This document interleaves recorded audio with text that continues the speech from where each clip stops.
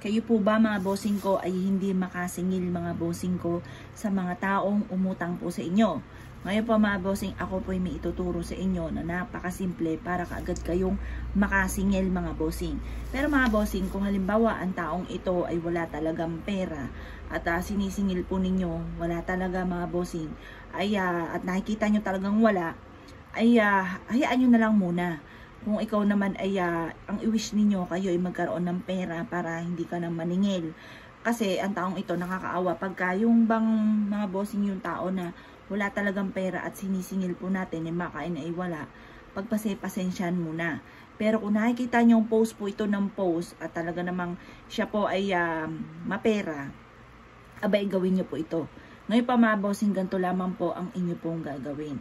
Ito yung ating siling labuyo. Siling labuyo. Ngayon, kukuha po tayo mga bossing ko ng papel. Ngayon, isusulat po natin mga bossing ko ang pangalan ng tao na may utang sa atin ha. May utang. Basta kung alam ninyong mapera naman ang taong ito at talaga namang napakatikal at ayaw talagang magbayad, gawin nyo po ito. Ngayon, sulat po natin dito ang lahat ng mga may pagkakautang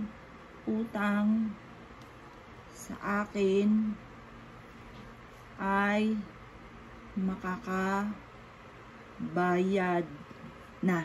Ganon mga bossing. Isulat ang mga pangalan ng may utang sa inyo. Halimbawa lang ito. Halimbawa, ang pangalan ay si Jenny Alvarez. Charot lang ito ha mga bossing.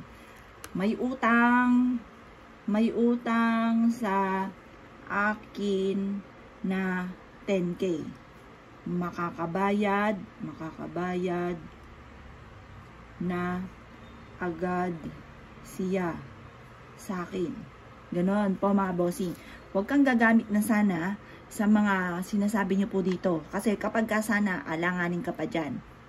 Ngayon mga bossing, bumili ka ng halagang, ito pa mga bossing ko, halagang 20 pesos na siling labuyo.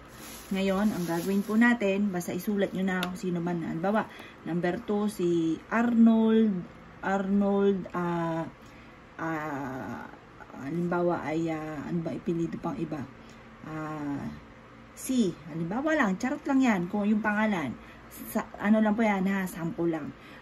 May utang sa akin, makakabayad ka agad sa halagang ganito. ASAP, baga kaagad-agad, kailangan ng pera, magbayad na sila.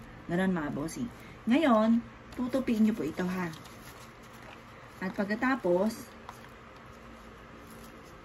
hihipan nyo po mga bossing ko, eto mga bossing ko itong ating plastic labo. Lalagyan nyo po siyang ganyan. Hihipan nyo po yan. So, ganito. Yan. Kailangan nakalobo. Nakalobo mga bossing ko ha.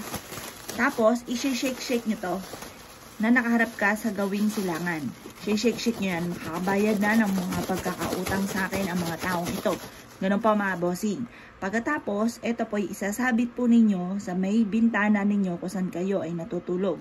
Isa po ito sa mga sikreto para ang mga taong may pagkakautang sa inyo ay kaagad nang magbayad mga bossing. Kapag ginawa nyo po ito, kailangan sikreto lamang. Kasi once may nakakaalam, hindi po natutupad ko na may mga wishes or matagal bago matupad ang mga wishes. Sikreto lamang po ito. Kaya kung ikay naniniwala at nais po itong gawin, basta gawin niyo po ito sa umaga lamang ng mga bandang alas 7 ang pagwiwish at ibibilad natin hanggang alas 8 ng umaga. Pagtapos ng alas 8, isasabit sa may bintana ninyo kung saan kayo ay natutulog.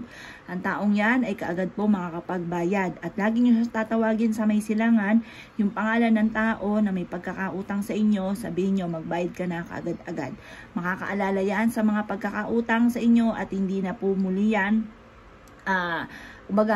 yung magdadahilan lagi sa inyo. Yan, at ito po ay magbabayad ka agad mga bossing. Gagawa yan ng paraan para makapagbayad ka agad. Basta wag mga bossing ko, yung wag nyo muna singilin kung talagang wala, ni makain ay wala. Pero yung alam niyo na mapera naman at ayaw magbayad, gawin nyo na po ito. Siya ko ikigagawa ng gatong mga pamamaraan. Good luck po sa inyo po lahat.